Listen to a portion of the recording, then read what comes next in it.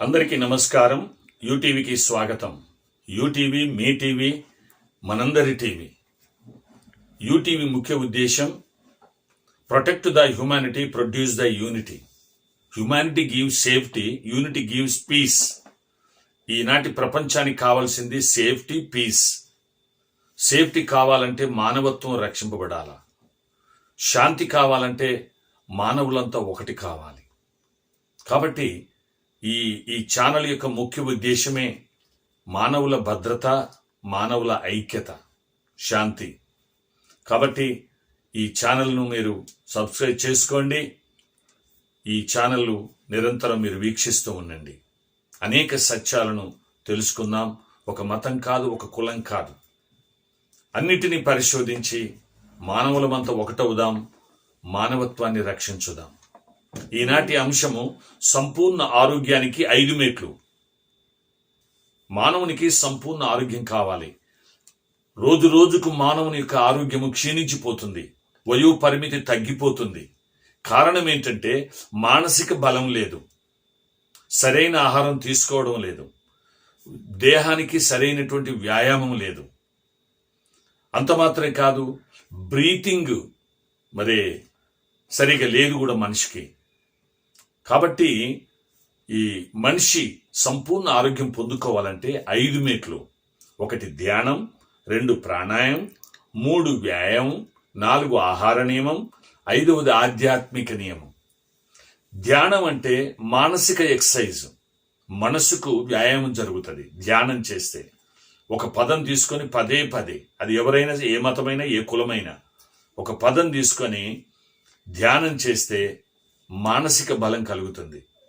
ఎక్కువ శాతం ఆధ్యాత్మికంగా, అంటే ప్రపంచంలో 95% దేవుడు ఉన్నాడని నమ్ముతారు. కాబట్టి ఒక దైవికమైనటువంటి పదం తీసుకుంటే ఇంకా మంచిది.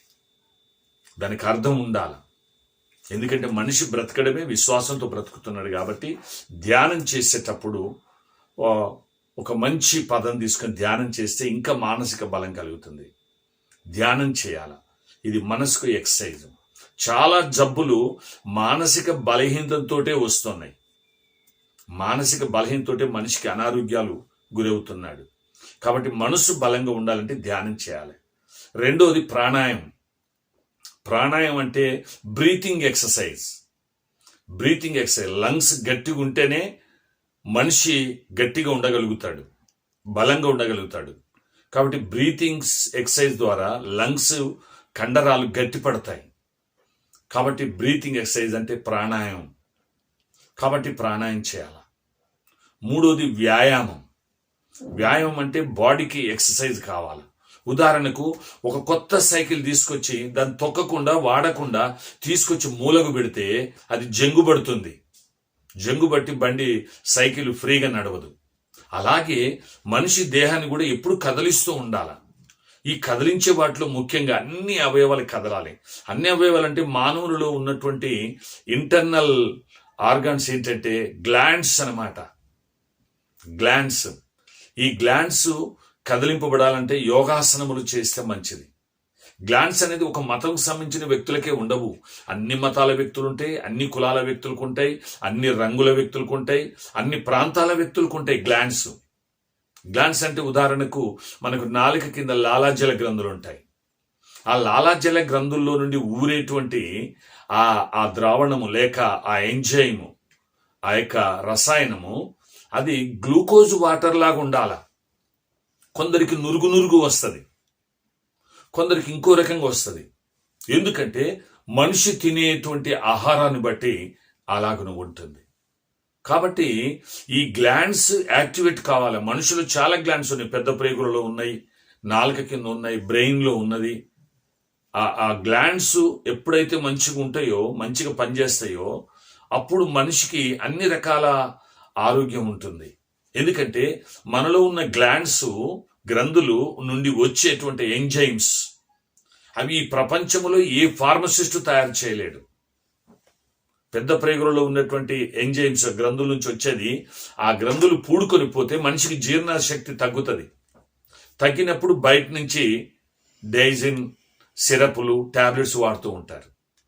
కాబట్టి ఈ గ్లాండ్స్ అన్ని యాక్టివేట్ కావాలంటే మనిషి ఆసనాలు చేయాలి. ఆసనాల ద్వారా ఏంటంటే ఆ గ్రంథుల పైన ఒత్తిడి జరుగుతుంది. ఒత్తిడి జరిగినప్పుడు ఆ గ్రంథులు ఓపెన్ అవుతాయి. ఓపెన్ అయ్యి ఎంజైమ్స్ రిలీజ్ చేస్తాయి ఆ గ్లాండ్స్. ఉదాహరణకి ఇప్పుడు షుగర్ ఉన్న వ్యక్తి, ప్యాంక్రియాస్ ఇన్సులిన్ రిలీజ్ చేస్తుంది. షుగర్ ఎప్పుడు వస్తుందంటే ఈ ప్యాంక్రియాస్ క్లోజ్ అయ్యి మౌత్ మీద కొలెస్ట్రాల్ లేక కొవ్వు పదార్థం పేర్కొని మౌత్ క్లోజ్ అయినప్పుడు ఇన్సులిన్ రిలీజ్ కాదు. మనం తినే ప్రతి పదార్థంలో గ్లూకోజ్ ఎక్కువ ఉంటుంది. మనం గ్లూకోజ్ ఎక్కువ ఉన్న ఆహార పదార్థాలే వాడుతున్నాం. అందువల్ల మనుషులు షుగర్ ఎక్కువైపోతుంది. ఈ ఇన్సులిన్ ఉంటే ఏం చేస్తుందంటే ఆ గ్లూకోజ్ను ఆ షుగర్ను కంట్రోల్ చేస్తుంది. కాబట్టి ఇన్సులిన్ ఎప్పుడైతే రిలీజ్ కాదో, ప్యాంక్రియాస్ ఓపెన్ కాకుండా మౌత్ క్లోజ్ అయిపోతుందో అప్పుడు షుగర్ పెరిగిపోతుంది. మనిషి బరువు ఎక్కువ అవుతాడు. షుగర్ అనే డిసీజ్ బయటపడుతుంది. అప్పుడు అనేక రకాలైనటువంటి బలహీనతలు శరీరం మీద పనిచేస్తూ ఉంటాయి. కాబట్టి ఇన్సులిన్ కావాలా? డాక్టర్ దగ్గరికి పోతే టెస్ట్ చేసి నీకు షుగర్ వచ్చింది అంటాడు. ఆ షుగర్కి మరి ఇన్సులిన్ ఇంజెక్షన్ ఎక్కువ ఉంటే ఇన్సులిన్ ఇంజెక్షన్, మామూలుగా ఉంటే టాబ్లెట్స్. కాబట్టి ఈ రీతిగా మరి అవుతుంది. కాబట్టి యోగాసనాల వల్ల ఈ యొక్క గ్లాండ్స్ మీద ఒత్తిడి జరిగి ఓపెన్ అయ్యి వాడి ద్వారా వచ్చేటువంటి ఎంజైమ్స్, ఆ ఇన్సులిన్, ఆ ఎంజైమ్స్ మనిషికి ఆరోగ్యాన్ని ఇస్తాయి. కనుక ఆసనములు వేస్తే మంచిది. వ్యాయామాలలో ప్రాముఖ్యమైన వ్యాయామం. ఇప్పుడు జిమ్కి వెళ్ళి ఎక్సర్సైజ్ చేస్తూ ఉంటారు. జిమ్లో అవి కేవలం మజిల్స్ను మాత్రమే పెంచుతాయి. మనిషి బయటకు కనపడతాడు, కానీ శరీరంలో అనేక బలహీనతలు ఉంటాయి. ఎంత పెద్ద వస్తాదైనా, పైల్మానైనా, ఎవరికైనా. కాబట్టి ఈ ఆసనముల వలన మనిషిలో ఉన్నటువంటి ఆ గ్రంథులు క్లీన్ అవుతాయి. ఇప్పుడు ఉదాహరణకు పూర్వకాలంలో బావులు వాడేవారు, మోట బావులు. బావులలో పూడిక పడుతూ ఉండేది. పూడిక అంటే వ్యర్థమైనటువంటి మట్టి, వ్యర్థమైన పదార్థాలు బావిలో పడితే జలలు స్టాప్ అయిపోతాయి. ఆ జలలు స్టాప్ అయిపోయినప్పుడు రైతు ఏమనుకుంటే బావిలో పూడిక తీయాలి అంటాడు. అంటే జలముల పైన పడినటువంటి చెత్తను తీసివేయడం, వేరు చేయడం. అలాగే మనిషిలో ఉన్నటువంటి చాలా ప్రాముఖ్యమైనటువంటి విలువైన ఎంజైమ్స్ ఇచ్చే ఆ గ్రంథుల మీద ఇవి పేరుకుంటది. కాబట్టి దాన్ని పూడిక తీయాలంటే ఆసనాల వల్ల, ఒత్తిడి వల్ల ఆ వేడికి ఆ గ్రంథుల మీద ఉన్నటువంటి, ఆ మౌత్ మీద ఉన్నటువంటి కొలెస్ట్రాల్ కరిగిపోతుంది. మౌత్ మరి ఓపెన్ అవుతుంది గ్రంథులై. అలాగే ఆసనముల తర్వాత ఆహార నియమం కూడా ఉండాలి.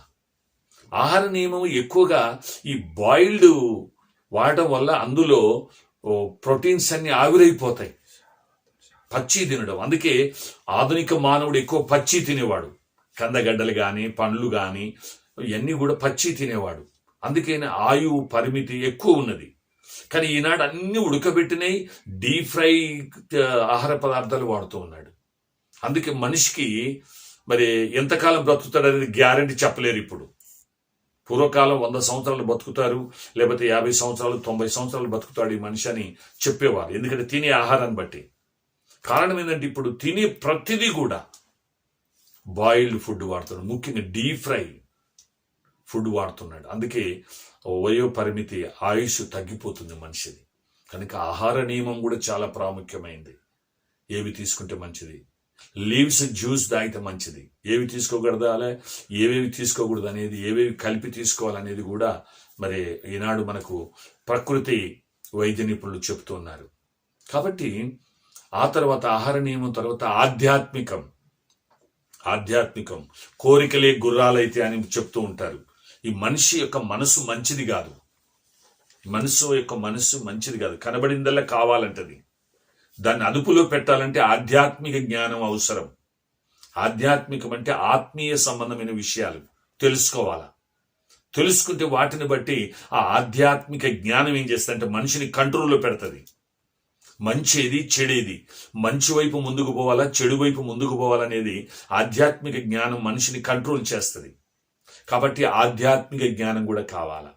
అందుకనే మనిషి సంపూర్ణ ఆరోగ్యంతో జీవించాలంటే ధ్యానము, ప్రాణాయామము, వ్యాయామము, ఆహార నియమము, ఆధ్యాత్మికము, ఈ 5 అలవాటు చేసుకుంటే మనిషి సంపూర్ణ ఆరోగ్యాన్ని కలిగి ఉంటాడు. హాస్పిటల్ తిరగాల్సిన అవసరము ఉండదు. కాబట్టి అలాగున మీరు మరి ఇంకా అనేక విషయాలు మీరు ఈ యూట్యూబ్ ఛానల్ ద్వారా తెలుసుకోండి. ఇది సార్వత్రిక సత్య దర్శనం. ఒక కులానికి, ఒక మతానికి, ఒక ప్రాంతానికి, ఒక రంగు, భాషకు సంబంధించిన విషయాలు కాదు. ఇది అందరికీ సంబంధించిన విషయాలు ఇందులో తెలియచేస్తూ ఉంటాం. ముందు ముందు ఆధ్యాత్మిక విషయాలు తెలుసుకుందాం, ఆరోగ్య విషయాలు తెలుసుకుందాం. కాబట్టి మీరు వీటిని అనుసరించండి. ఈ యొక్క యూటీవీ ఛానల్ సబ్స్క్రైబ్ చేయండి. మీ అందరికీ మేలుకరంగా ఉంటుంది. దీని కింద మీరు కామెంట్స్ కూడా చేయొచ్చు. కాబట్టి అందరూ కూడా వీటిని వీక్షిస్తుండండి. మరొక అంశంతో మరొక ఎపిసోడ్లో కలుసుకుందాం. God bless you.